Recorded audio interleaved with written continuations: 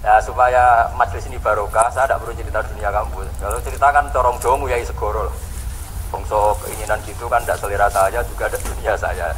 Supaya sampai dapat ilmu ya saya cerita dunia. Itu kitab, saya punya kitab calon wali lah kira-kira, atau wali sudah wali top. Namanya kitab Tasbihul Fuad, karangannya Sayyid Abdul Haddad. Itu beliau cerita, di antara ceritanya itu unik. Kata beliau begini, saya itu tak khawatir orang Islam jadi murtad, apalagi jadi ateis. Karena kalimat la ilaha illallah itu sahlatun qoribah, kalimat yang mudah sekali. Sehingga saya tidak khawatir orang Islam yang ketemu orang ateis, ketemu orang macam-macam, asal diajari kalimat ini secara benar. Terus beliau cerita, yang saya takut tuh mereka masalah perempuan dan harta. Kalau iman kayaknya enggak. Singkat cerita yaitu di kitab seperti itu. Singkat cerita saya ketemu banyak orang yang kuliah di McGill atau kuliah di Amerika, di Jerman, mungkin di Norwegia, di mana-mana di Australia, dan ketemu teman-teman yang di Korea Selatan juga. Mereka itu orang kebanyakan yang nyuwun sewu gak keluarga kiai, tapi mereka nggak ada yang nggak tetap iman. Ketika saya tanya kenapa Anda tetap iman, padahal ada beberapa negara yang lebih stabil, lebih makmur dibanding negara yang mengklaim sebagai negara Islam. Itu cara berpikir ya sederhana. Enggak lah Gus, kayaknya kok Tuhan kok ada tanggal lahirnya, enggak lah, kayaknya yang namanya Tuhan tuh ya awal lah. Masa pencipta langit bumi dituhani orang yang lahirnya di bumi, kayak enggak lah kayaknya. Jadi ya berpikir sederhana. Padahal ya kurang ajarnya Masya Allah. Anak ini ya dugem yang macam-macam, tapi kalau ditanya disuruh yang lain enggak mau dia.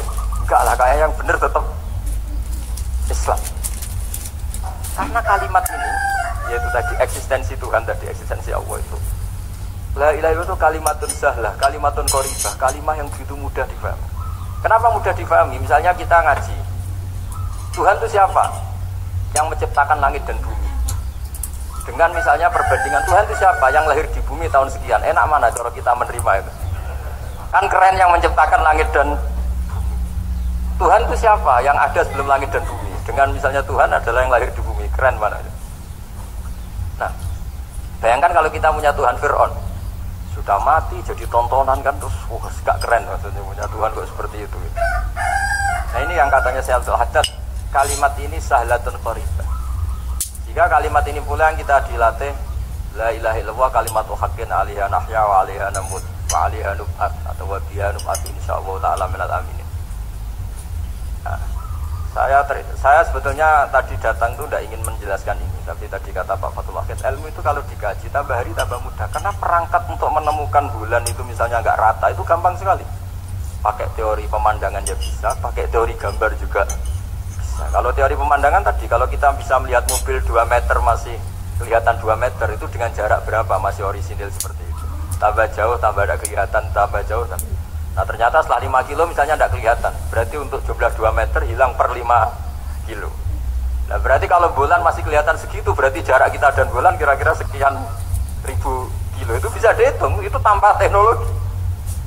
Makanya sebetulnya teknologi itu nyumbang itu nggak sampai 30%. Yang paling banyak ya sains tadi, pengetahuan itu yang kayak tadi orang menemukan pesawat, itu kontribusi terbesar tetap pengetahuan. Misalnya pesawat dari bahan ini kalau kecepatan sekian kena angin pecah enggak, tetap pengetahuan yang menopang itu. Teknologi kan paling mengantar supaya pesawat kecepatan sekian didorong mesin sekian dengan apa begitu. Nah pesantren seperti kita, saya ini dididik Mbah Mun, dididik bapak saya, buyut-buyut saya, kiai, itu sekali alim, yang alim betulan, itu ya alim betul. Ya karena memang yang repot nih nyuwun sewu, yang agak-agak dukun itu ya ribet. Penting rambutnya gondrong, terus terkenal gak pernah mandi, terus nanti ada orang tertentu tertarik minta doa. Ini yang ribet ini, susah ini sertifikasinya susah ini karena. Tapi kalau kita ini di pesantren yang cara sertifikasinya jelas. Jadi berani jadi Gus harus bisa baca Mu'in gitu, berani jadi Kiai harus bisa baca Wahab. Aturan mainnya jelas kalau di yang repot tuh yang sebagian itu aturan mainnya tidak jelas. Terus promosinya itu pernah datangi menteri loh, pernah datangi, wah ya ribet kalau ukuran keren tuh didatangi apa? Menteri atau pejabat.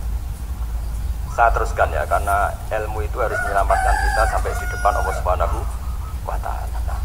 Ketika kita menyifati Allah itu az-zahir, zat yang begitu jelas, Itu kalau kita kan kok begitu jelas padahal nggak bisa dilihat, terus kita sendiri tidak pernah melihat. Tapi eksistensi Tuhan sebagai Tuhan, yaitu al-wajibil wujud, itu jelas sekali karena nggak mungkin suatu yang wujud diciptakan oleh yang tidak wujud. Kenapa harus awal? Masa pencipta datangnya terlambat? Terus juga harus bako itu abadi atau al-akhir kalau dalam bahasa Quran. Masa zat yang superior kemudian kalah sama yang diciptakan? Berarti nanti ada kekuatan besar yang mengalahkan Tuhan. Ya kan ya aneh, kekuatan ini dalam kendalinya kemudian Allah kalah kan tidak mungkin. Makanya disebut al-akhir. Allah pasti tidak ada yang mengalahkan. Terus diantaranya lagi disebut qiyamuhu binafsihi. Kalau dalam bahasa Quran disebut al-qayyum, zat yang berdiri sendiri. Gak boleh Tuhan butuh yang lain. Kalau butuh yang lain berarti bergantung pada yang lain. Gak usah jadi Tuhan lah kalau masih butuh yang lain. Sehingga karena kekuatan ini